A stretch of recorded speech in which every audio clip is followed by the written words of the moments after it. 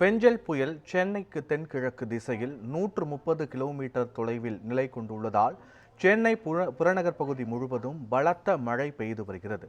இதுகுறித்து நமது செய்தியாளர் லக்ஷ்மணன் வழங்கிய விவரங்களை பார்க்கலாம்.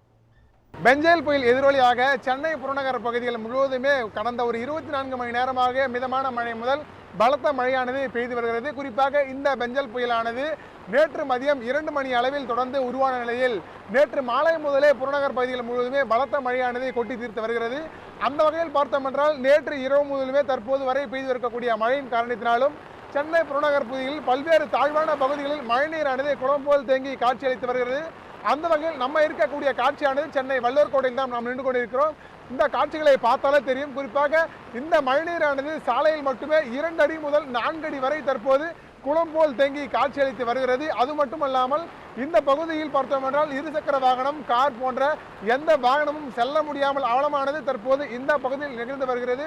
குறிப்பாக நேற்று பார்த்தோம் என்றால் 2 அடி முதல் 3 அடி வரை இந்த பகுதியில் மட்டுமே மழைநீரானது தேங்கி வந்த நிலையில் தற்பொழுது நேற்று இரவு முதல் பெய்த கனமழையின் காரணமாக இந்த பகுதியில் முழுவதுமே மழைநீரால் சூழ்ந்து காணப்பட்டு வருகிறது. குறிப்பாக இந்த பகுதியில் செல்லக்கூடிய இந்த சூளைமேடு மற்றும் நுங்கம்பாக்கம், கோடம்பாக்கம் போன்ற பகுதிகளுக்கு இது முக்கிய சாலையாக வழிவகுக்கும் வகையில் அந்த வகையில் பார்த்தோம் என்றால் இந்த பகுதியில் எந்த வாகனமும் செல்ல முடியாத அளவிற்கு தற்போது இந்த நிலையானது தற்போது நீடித்து வருகிறது. குறிப்பாக இந்த பகுதியில் மழைநீர் வடிகால் பணிகள் முறையாக செய்யப்படவில்லை என்றால்தான் தற்போது இந்த மழைநீரானது தற்போது குளம் போல் தேங்கி காட்சியளித்து வருவதாகவும் பொதுமக்களும் தற்போது குற்றம் சாட்டி வருகின்றனர்.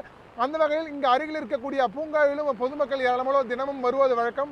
அந்த வகையில் இந்த பூங்காவிற்கு கூட உள்ளே நுழைய முடியாத அளவிற்கு தற்போது இந்த பகுதியில் மழைநீரானது தற்போது தேங்கி காட்சியளித்து வருகிறது.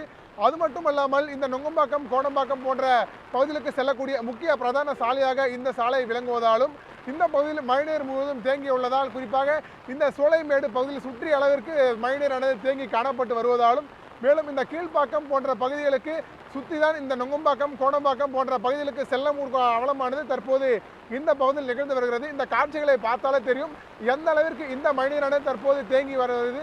குறிப்பாக இங்கே இருக்கக்கூடிய அப்புறப்படுத்தும் பணி கூட முடியாமல் தான் தற்பொழுது தூய்மை பணியாளர்களும் எந்த பணிகளும் மேற்கொள்ள முடியாமல் தற்போது இந்த பகுதியிலிருந்து சென்றுள்ளனர். மேலும் இந்த பகுதியில் இந்த டிராக்டர், அதாவது இந்த மின் மோட்டார்கள் மூலம் மழைநீர் அகற்றும் பணியானது தற்போது இந்த பகுதியில் எதுவுமே நடைபெறவில்லை எனவும் அதனால் இந்த மழைநீரானது கொஞ்சம் நேரம் கடக்க தொடர்ந்து அதிகரித்து வருவதும் குறிப்பிடத்தக்கது. குறிப்பாக தற்போது வரைய 2 முதல் 4 அடி வரை மழைநீரானது சூழ்ந்துள்ளதாலும் மேலும் அடுத்தடுத்து மழை அளவு பாதிப்பு அதிகமாக இருந்தால் இந்த பகுதிகள் முழுவதுமே மழைநீரால் மூழ்கக்கூடிய அளவிற்கு இந்த தற்போது நிலையானது இங்கே காணப்பட்டு வருகிறது. அடுத்த 10 மணி நேரத்திற்கு கூட சென்னை புறநகர் பகுதிகள் முழுவதுமே மழையின் அளவு அதிகமாக இருக்கும் என வானிலை ஆய்வு மையமானது தெரிவித்திருந்த நிலையில் அதன் தொடர்ச்சியாக தற்போது மட்டுமே இந்த பகுதியில் ஒரு 3 முதல் 4 மில்லிமீட்டர் அளவிற்கு மழையானது தற்போது பதிவாகியுள்ளதாகவும் மேலும் பார்த்தோம் என்றால் இந்த நுங்கம்பாக்கம், கோடம்பாக்கம் பகுதியில் மட்டுமே மழையின் அளவு பாதிப்பு அதிகமாக உள்ளதாகவும் மேலும் இந்த பகுதியில் செல்லக்கூடிய நபர்களும் பாதிப்பை உணராமல் தற்போது நடக்கக்கூடிய சூழலும் தற்போது இந்த பகுதியில் ஏற்பட்டு வருகிறது. குறிப்பாக இது முக்கிய சாலை என்பதாலும் அதிகமான நபர்கள் இந்த பகுதியில் செல்ல முடியாமல் அதிகமான வாகனங்கள் திருப்பி விடப்படுவது என்பதும் குறிப்பிடத்தக்கது. குறிப்பாக இந்த ஆபத்தை உணராமல் காவல்துறையினரும் எந்த நடவடிக்கையும் எடுக்கவில்லை எனவும் மேலும் இந்த மாநகராட்சி சார்பாகவும் எந்த நடவடிக்கை எடுக்கவில்லை என்பதும் குறிப்பிடத்தக்கது. நியூஸ் 7 தமிழ் செய்திகளுக்காக ஒளிப்பதிவாளர் தருணுடன் செய்தியாளர் லக்ஷ்மணன், சென்னை.